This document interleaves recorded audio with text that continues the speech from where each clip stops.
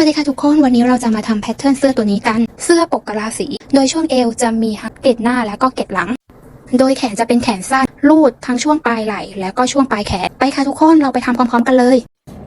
อันนี้ก็คือแพทเทิร์นเสื้อมาตรฐานที่เราเคยสอนไปแล้วอยู่ที่แพทเทิร์น EP 1มีตั้งแต่ไซส์ S จนถึง 5XL เดี๋ยวเราจะใส่ลิงก์เอาไว้ให้ที่ด้านล่างขณะที่เราทำนี้ก็คือไซส์ M อกอยู่ที่84สะโพกรากอยู่ที่96เดี๋ยวเราจะใช้ดินสอในการวาดก่อนนะเป็นอันนี้คือเส้นกลางหน้าเราจะวัดจากเส้นกลางหน้าออกมา2 เซนติเมตร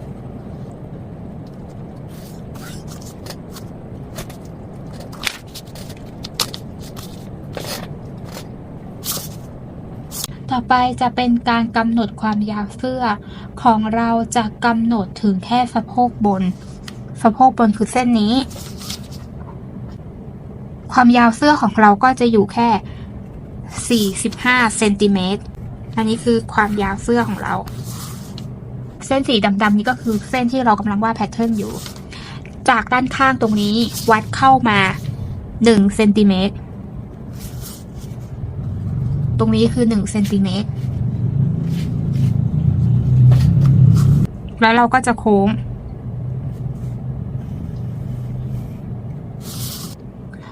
เราจะมาหาเกล็ดเอวกันจากเส้นเอวตรงนี้เราจะวัดเข้าไปเท่ากับอกห่างหาร2อกห่างอันนี้ได้ไซส์ M อยู่ที่17หาร2จะได้ 8.5 เราก็จะวัดเข้าไปก็คือ 8.5 ให้เริ่มจากเส้นนี้นะความยาวเกล็ดเราจะทำเกล็ดตรงนี้ขึ้นไป12 เซนติเมตรเดี๋ยวเราจะมาวัดรอบเอวของเราว่าถ้าเราเย็บเกล็ดเข้ารอบเอวของเราตัวเสื้อจะอยู่ที่เท่าไหร่อันนี้ก็คือ 8.5 เราก็ได้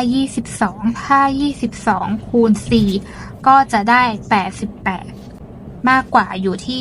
18 เซนติเมตรก็ตัวนี้เราก็จะไม่เข้าด้านข้างนะเพราะว่าเดี๋ยวเราจะปล่อยให้เอวของเรารวมๆแต่เราจะเข้าแค่นิดเดียวพอ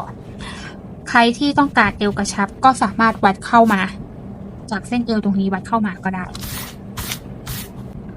ต่อไปเราก็จะมาดูคอกันจากเส้นนี้เราจะวัดลงมาเป็นเส้นคอลึกกำหนดอยู่ที่12จากข้างคอตรงนี้เราจะวัดอยู่ที่เป็น 1.5 จะวัดลงมาเราก็จะได้คอเรียบร้อยแล้วต่อไปจากเส้นที่เราวัดเข้าไป 1.5 เราจะวัดออก1 เซนติเมตรวัดออกมานะ1 เซนติเมตรและตรงนี้นี่เราก็จะทำเป็นรอยปะเอาไว้ตรงนี้เขาเรียกว่าเส้นแนวพับอกจากเส้นที่เราวัดเข้าไป 1.5 เราจะวัดลงมา 4.5 เราจะทำปลายปกตรงนี้อยู่ที่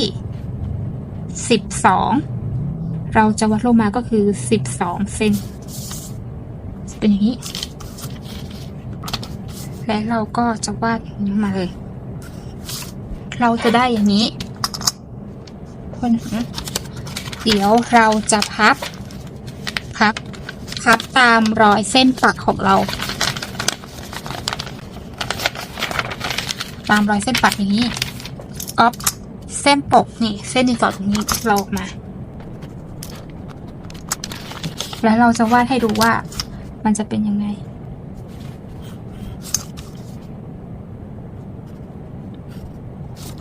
อันนี้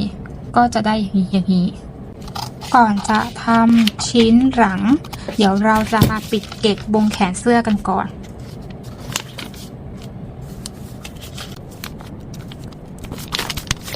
นี้เราปิดเกล็ดบนแขนเสื้อเรียบร้อยแล้วอาจจะพองๆหน่อยเพราะว่าเราไม่ได้ทำการย้ายเกล็ดพองๆแค่นิดเดียวมันก็สามารถเอาไปวางบนผ้าแล้วก็ตัดได้ชิ้นหลังของเรา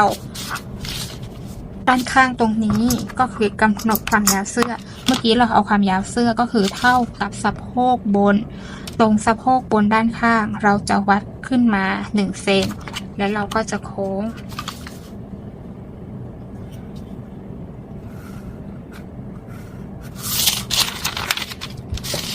ตรงคอตรงนี้เราจะพับตรงเส้นตรงนี้เราจะวัดคอลึกคือ 0.5 ตรงนี้ก็คือ 0.5 จับไหล่ชิ้นหน้ากับชิ้นหลังมาชนกันเส้นนี้นะเส้นที่เราวัดเข้ามา 1.5 แล้วเราก็จะโค้งคอหลังเราก็จะได้เส้นคอหลังใหม่ต่อไปเราจะมาทำปกกะลาสีกันจากวงแขนชิ้นหน้าเราจะวัดลงไป3 เซนติเมตรอันนี้นะ3 เซนติเมตรเราจะจับคอชิ้นหลังแล้วก็คอชิ้นหน้ามาชนกันแล้วก็ให้ชิ้นหลังซ้อนกับปลายไหล่ของชิ้นหน้าที่เราวัด3 เซนติเมตรนี่เส้นเนี้ยที่เราวัดลงไปเกยกันลงไป3 เซนติเมตร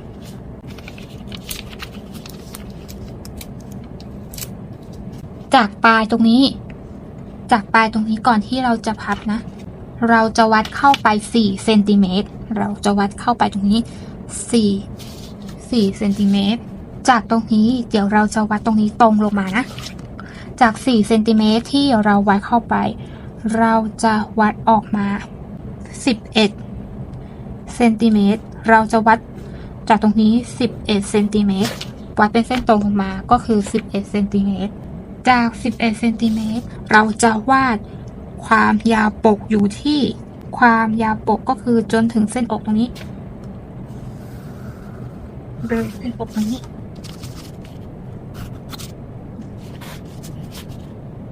เราไม่อยากได้ปกที่เป็นเส้นตรงเราอยากให้ปกคือปกตรงนี้ใหญ่แล้วก็เราเข้ามาเราจะวัดตรงนี้เข้ามา2 เซน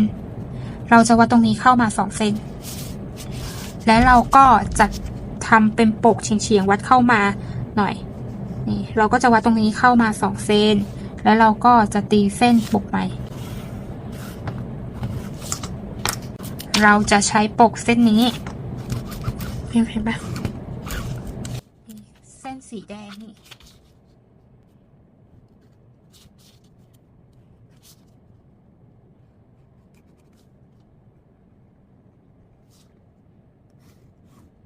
เราจะใช้ปกตัวนี้และเราก็จะทำการคัดลอกเส้นปกที่เราวาดออกมา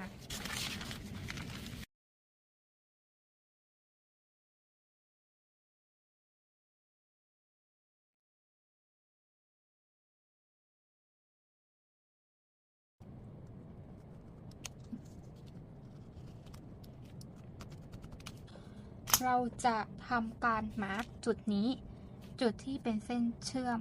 อันนี้คือปกคอกะลาสีกับเส้นเชื่อมตรงที่เป็นปลายปกชิ้นหน้าทำรอยมาร์กเอาไว้สำหรับเชื่อม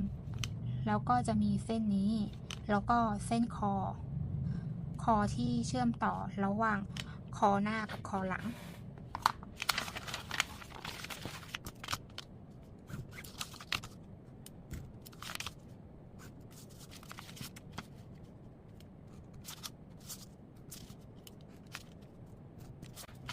อันนี้เราก็จะได้ปกกะลาสีช่วงนี้ก็เป็นแนวสันทบผ้าตัวนี้ปกกะลาสีตัด2 ชิ้นตอนตัดอย่าลืมพกผ้าด้วยนะเดี๋ยวเราจะมาแกะแพทเทิร์นพอก่อนอันนี้คือชิ้นหลังอันนี้ก็คือแนวสันทบผ้าอันนี้คือชิ้นหลังตัด1 ชิ้นจากเส้นเอวเราจะวัดความยาวเราจะได้ทั้งหมดคือ25 เซน25ความยาวก็คือ25นำ25ไปหาร3เราก็จะได้ 8.3 หรือก็คือเนี่ยก็คือแบ่งตรงนี้เป็น3 ส่วนเท่ากันเราก็จะได้ 8.3 เราจะใช้เส้นนี้ 8.3 ที่เราวัดเข้ามาจากตรงนี้เราจะทำเกรดอยู่ที่3 เซนเราก็จะวัดออกมาอีกก็คือ3 เซนตรงนี้และเราจะทำความยาวเกรดอยู่ที่12 เซนติเมตรเราก็จะวัดขึ้นไปตรงนี้12 เซนติเมตรเกรดอยู่ที่3 เซนติเมตรเราก็จะได้เกรดชิ้นหลังเรียบร้อยแล้วเมื่อกี้เราไม่ได้กิ้งเดี๋ยวเราจะพับเพื่อที่จะทำการกิ้งรอยบากเส้นนี้ออกมานี้อันนี้ก็คือจุดที่เราทำมาร์กเอาไว้สำหรับเย็บคอเสื้อเข้ามาคอปกกะลาสีชิ้นหน้าจะต้องมีซับในอยู่อีก1 ชิ้นเส้นซับในเราจะใช้เป็นสีเส้นปักสีดำนะ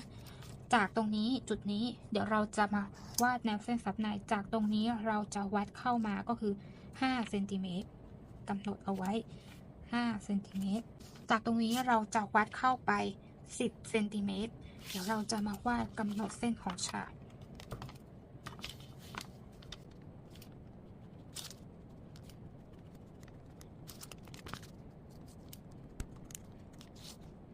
เราจะก๊อปตั้งแต่เส้นนี้เส้นเอวนี้อย่าลืมคัดลอกที่เป็นเส้นรอยบากออกมาด้วยเส้นที่เรามาร์กออกมาด้วย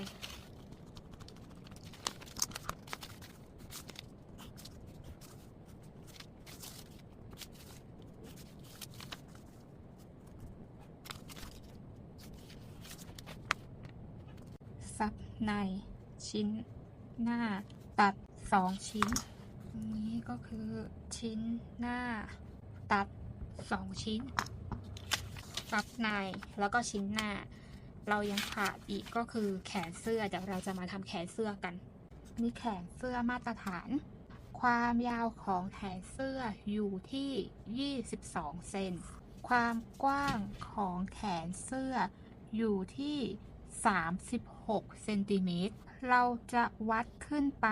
2 เซนติเมตรเพื่อเป็นขอบแขน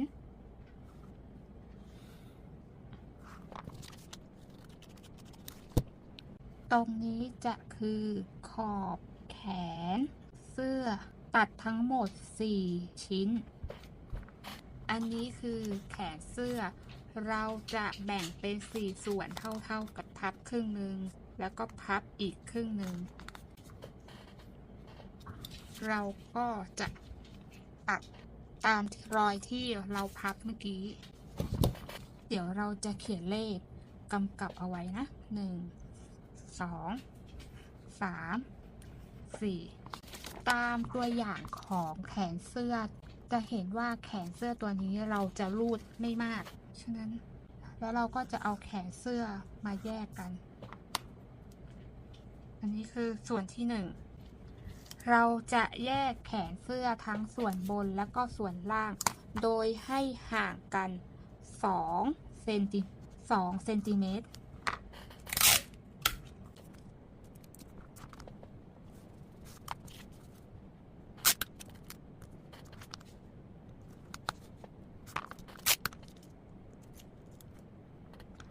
ตรงส่วนที่2และก็ส่วนที่3เราจะแบ่งครึ่งและวัดขึ้นไปแล้วก็วัดขึ้นไปจากหัวตรงนี้ก็คือ3 เซนติเมตรส่วนล่างก็เหมือนกัน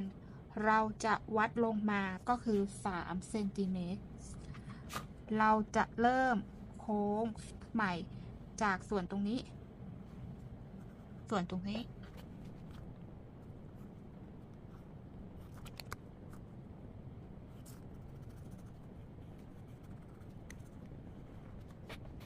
เราจะมาร์กจุดตรงนี้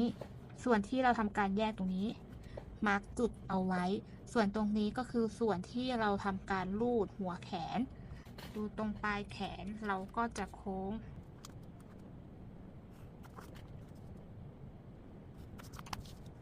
เราก็จะกำหนดจุดตรงนี้ตรงส่วนล่างที่เราทำการแยกตรงนี้ กำหนดจุดตรงนี้ก็คือ เราจะเริ่มรูดปลายแขนตั้งแต่จุดตรงนี้ จุดตรงนี้มาถึงจุดตรงนี้ เดี๋ยวเราจะใช้ปากกาเพื่อเป็นจุดสัญลักษณ์ว่า ตรงนี้คือจุดที่ทำการรูด ส่วนหลังอันนี้คือส่วนหน้าแขนเสื้อตัดทั้งหมด2ชิ้น อันนี้เรานำแพทเทิร์นมาเข้ากับโปรแกรม ก็จะได้เห็นว่าเวลาเราเย็บเสร็จแล้ว ก็จะได้ออกมาเป็นอย่างนี้ เดี๋ยววิดีโอหน้า เราจะมาสอนวิธีการเย็บตัวเสื้อกันนะคะทุกคน อย่าลืมกดไลค์ กดแชร์ กดติดตาม แล้วพบกันวิดีโอหน้าค่ะ